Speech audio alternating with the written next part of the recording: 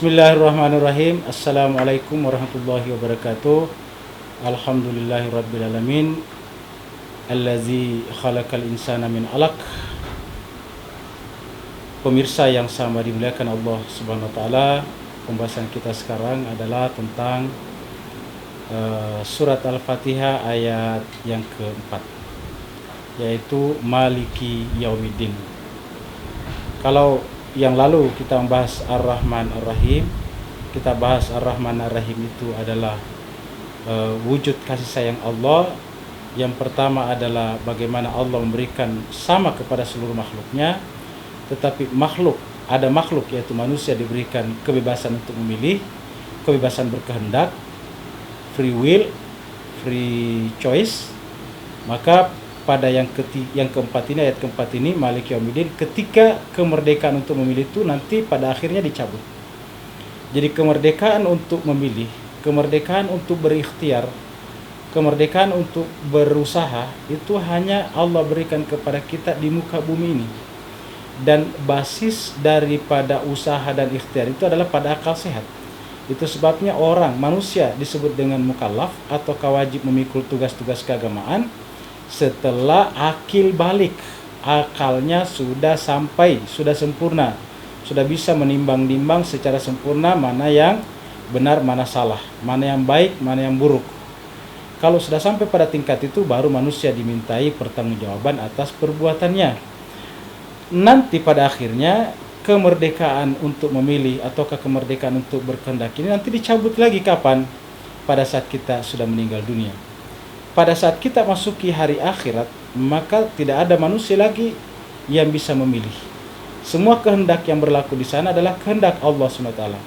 Orang pada saat itu bisa saja meminta, berdoa, tetapi doa dan permintaannya itu sepenuhnya kembali kepada kehendak Allah SWT. Tidak ada manusia yang bisa mewujudkan kehendaknya begitu saja tanpa bantuan dan pertolongan dari Allah SWT. Maka ketika Allah menyebut dirinya sebagai pemilik mutlak kehendak di akhirat, maka disebut dengan Maliki Yaumiddin. Kata Malik itu artinya yang memiliki, yang merajai. Raja itu adalah, kata-katanya adalah hukum. Malik itu artinya memiliki. Memiliki artinya si pemilik memiliki hak mutlak, hak otoritatif terhadap yang dimilikinya. Maka Allah di akhirat memiliki hak seperti itu, Malik, menjadi seperti raja, pemilik mutlak terhadap makhluknya, terutama kepada manusia. Yang menarik adalah bahwa ketika menyebut hari akhirat di sini menggunakan kata Yaumiddin, Yaumuddin. Apa itu Yaumuddin? Secara harafiah harinya agama. Adin itu adalah agama. Adin itu adalah peraturan. Yaumuddin, hari peraturan. Apa artinya? Pada saat itu yang tertimpakan kepada manusia, yang menjadi penyebab nasib manusia pada saat itu adalah tergantung dari caranya mereka menanggapi agama yang diberikan Allah di dunia. Maka apabila mereka menanggapi agama itu secara positif, Allah memperlakukannya secara positif. Apabila mereka memperlakukan agama secara negatif, Allah juga memperlakukannya secara negatif. Maka disebut dengan Yaumuddin. Selain daripada itu, adin itu adalah peraturan, maka yang menjadi standar benar salahnya nanti orang di akhirat adalah peraturan itu. Seperti mana di dunia ini kalau orang ada masalah di pengadilan, maka pengadilan memegang satu buku yang dijadikan sebagai rujukan, sebagai standar, sebagai parameter untuk memastikan apakah orang yang ada di depan atau di sidang pengadilan itu benar atau salah, berhak dihukum atau harus dibebaskan. Buku itu namanya kitab undang-undang hukum, hukum pidana atau hukum perdata. Begitu juga di akhirat. Untuk kita semuanya menerima keputusan Allah itu harus ada rujukannya, harus ada parameternya. Rujukan itu yang disebut dengan agama.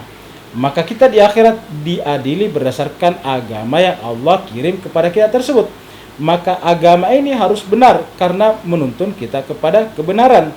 Karena yang disebut dengan keadilan itu adalah berkaitan dengan benar salah. Maka Allah mengirim kepada kita agama. Agama ini diajarkan dan disosialisasikan oleh para nabi dan rasul.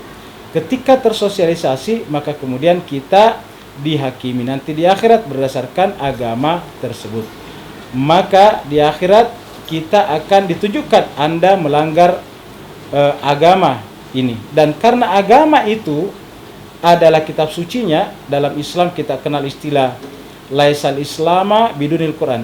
Bukanlah Islam atau tidak ada Islam kalau tidak ada Al-Quran. Berarti bisa dipastikan bahwa Allah mengirim kitab suci ini kepada kita, dan karenanya disebut dengan surat adalah supaya kita membacanya, memahaminya. Karena nanti di akhirat Allah akan mengadili kita berdasarkan ayat demi ayat di dalam kitab suci Al-Quran tersebut. Karena Al-Quran nanti di akhirat yang menjadi buku hukum kitab undang-undang yang Allah gunakan untuk mengadili kita, maka disebutlah dengan Maliki Yaumiddin. Karena kitab suci Al-Quran adalah ad-din itu sendiri. Contohnya misalnya Allah mengatakan walladzi arsala rasulahu bil huda wa dinil haq. Itu ada kata wa dinil haq. Ya, artinya di situ adalah peraturan yang benar yang terambil, yang keluar daripada al-huda, petunjuk tersebut. Nah, dengan demikian karena Al-Quran ini akan menjadi kitab undang-undang nanti di akhirat, dan itu satu-satunya dipakai, maka kita nantinya dihukumi dengan itu dan disebutlah dengan Maliki Yaumiddin. Allah berkuasa pada hari akhirat atau hari agama. Jadi disebut dengan hari agama karena hari itu agama yang menjadi ukuran. Kalau kita sudah lihat ini bahwa manusia di akhirat tidak punya kehendak lagi, tetapi dalam Al-Quran diceritakan orang di akhirat masih bisa berdoa, tetapi itu doa itu hanya kehendak, keinginan, tapi tidak bisa terwujud. Maka Allah lah yang akan mewujudkan setiap kehendak-kehendak kita. Kita tidak bisa. Kalau di dunia kita pengen makan, kita bisa mengambil makanan. Tapi di dunia tidak bisa. Kita pengen ada di akhirat, yang orang yang pengen kembali ke dunia nggak bisa. Dalam Al-Quran dikatakan, walau tara izil mujrimuna nakisur usihim inda rabbihim rabbana absarna wa sami'na farji'na na'mal salihan inna muqinun. Seandainya engkau menyaksikan orang-orang yang baru pindah ke alam akhiratnya, alam barzahnya, maka kemudian karena mereka tidak punya bekal yang cukup di sana, maka mereka menundukkan kepalanya karena putus asa, lalu kemudian meminta berdoa kepada Tuhannya, kepada Allah dengan berkata, Rabbana wa Tuhan kami, absarna kami telah melihat, wa sami'na kami telah mendengar, farji'na maka kembalikanlah kami ke dunia, na'mal salihan untuk agar kami beramal saleh.